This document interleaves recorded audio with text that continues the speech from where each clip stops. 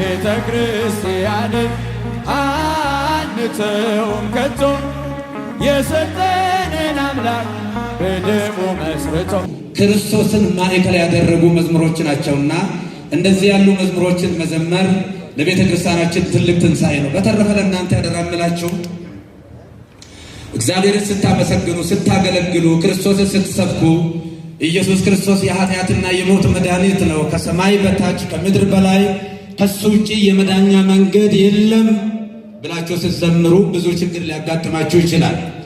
አሁን አስተሳሰባችንን መቀየር አለብን። ልጆቻችን እየጠፉ ከቤተ ክርስቲያን የተገፉትን መመለስ መሰብሰብ አለብን። ቤቱ ገፊ ነው። ከዝሆን ጉልበት በላይ ከ20 ፈረስ ጉልበት በላይ በከፋ ጉልበት አገልጋዮቹን የሚገፋ። ስለዚህ ይህችን ቤተ ክርስቲያን ለማገልገል ወደፊት ለመውሰድ እግዚአብሔር እኮ የሚለው ለዘመጻቤ እያሰይተድዶ ወያወጽዋፋ ወደ እኔ የመጣውን ወደ ውጭ አላወጣውም ነው የሚለውና ይሄ ቀሪ ዘመናችን ወንጌልን በስፋት የምንሰብክበት ነው።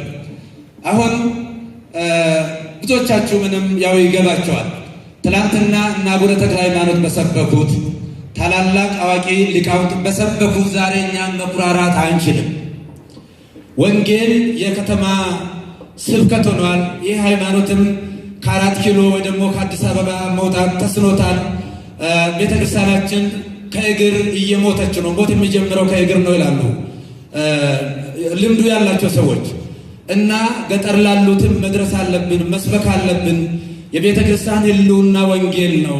ቤተ ክርስቲያን ሕልውናዋን የምታስጠብቀው ትልቁ መሳሪያ የጌታችን የአምላካችን ኢየሱስ ክርስቶስን ቅዱስ ወንጌልን በመስበክ እንጂ ሌላ ምንም አጀንዳ የላትም። ተቀዳሚ ተልእኮ ወንጌል ነውና የሰጠንን ጌታ ዳዊት ልበ አምላክ ነው፣ ደግ ነው፣ መልካም ነው፣ የእምነት ሰው ነው። በጣም ዳዊት ምንም ነገር አይወጣለትም፣ እምነቱ ፍጹም ነው። ነገር ግን ያ ልበ አምላክ ተብሎ ብዙ የተባለለትና የተዘመረለት ዳዊት በሚሞትበት ሰዓት አንደኛ መጽሐፈ ነገሥት ምዕራፍ 3 ላይ ስታዩ ምን አለው ልጁ ሰለሞን? ልጄ ሰውን ጥበበኛሁን አዋቂሁን በእግዚአብሔር መንገድ ሂድ ብሎ ከመከረ በኋላ ይሄ ኢዮአብ ያደረገኝን ታውቃለህ። አያችሁት? የፍጡር ጭካኔ። ኢዮአብ ያደረገኝን ታውቃለህ። ሽበቱን በሰላም ወደ መቃብር አታውርደው፣ አንተ እንደ ጥበብ አድርግበት። ግደለው ነው። መልአከ ሞት አንዣቦበት እስኪ እገሌን ግደለው ይባላል? አይባልም። ዳዊት ግን ምንም ቢሆን ፍጹም አይደለምና ለልጁ ግድያን አስተምሮ ነው ግደል ብሎ ነው የሞተው። ሞት ሲጃችሁን በቀኙ የተሰቀለው ፈያታዊ ዜማንን ታስታውሱታላችሁ? ፈያታዊ ዜማን ሉቃስ 23 ቁጥር 39 ላይ ያለው ተዘከረኒ እግዚኦ አመ ትመጽእ በመንግሥትከ። በጣም ነው የሚወደው ይህን ሰው።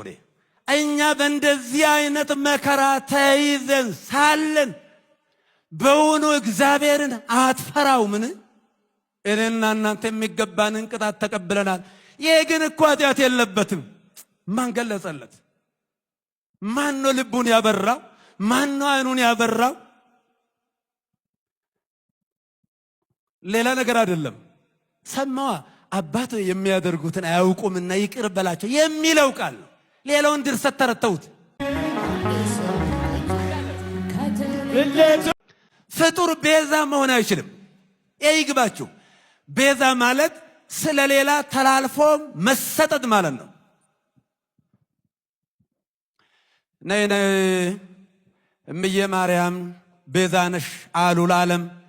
እመቤታችን ቤዛ አይደላችም። ቤዛ ልጇ ነው። አትደንግጡ።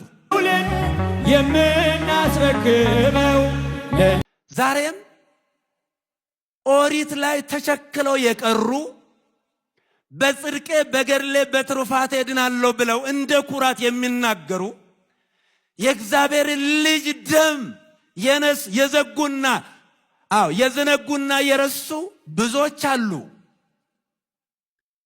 ይህንን ታላቁን የሰባ ግብዣ ከዚህ መመገብ ያቃታቸው ልጅ አውርሰን ደስ የምንሰኝ ኢየሱስ ክርስቶስ አስታራቂያችን ነው። አስታራቂ ነው። ከሱ ውጭ አስታራቂ የለም። አይደል ብርና ወርቅ አይደል ሌላ ሀብት ሃይማኖታችን ናት የእኛ ርዕስ ጉዳይ። አሁን በእኛ ቤትም ሆነ በሌላ ቦታ እንደ ትልቅ መከራከሪያ ሆኖ ብዙ ጊዜ ጭቅጭቅ የሚደረግበት ሮሜ የፈረደበት ሮሜ 8:34 ምን የሚያከራክር ነገር አለው? መጽሐፍ ቅዱስ የሚያከራክር ነገር የለም እኮ። አባ እስራኤሎም ውስጥ በዘያምሩ ይገብሩ አባቶይ የሚያደርጉትን አያውቁምና ይቅር በላቸው። ሉቃስ 23 ቁጥር 34 ላይ ይሄ የተናገረው ይቅርታና የምልጃ ቃል ለዘላለሙ ሲያድን ይኖራል። ሃይማኖታችን ናት የእኛ ርዕስ ጉልት ሃይማኖታችን ናት የእኛ ርዕስ ጉልት እልል ቤተ ክርስቲያንን አንተውም ከቶ የሰጠንን በመስቀሉ የሰጠንን ጌታ በመስቀሉ ሞቶ አንተውም ከቶ